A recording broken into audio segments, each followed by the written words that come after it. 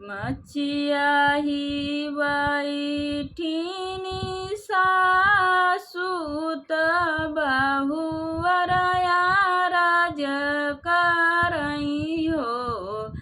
सासु दुअरे पे पोखरा खनव तूत कुश गड़बव तूत हमहु जुतिया माई पूजब हो।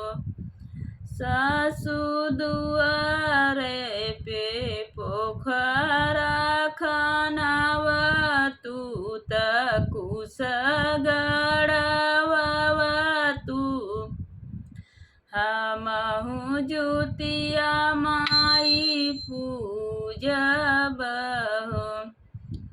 सासु मोरी बोलही कराई ननद उठी बोलही हो।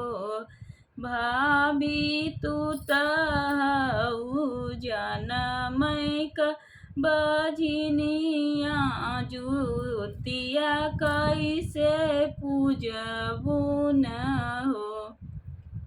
भाभी तू तहु जनमैक बजनिया जुतिया कैसे पूजबू न हो।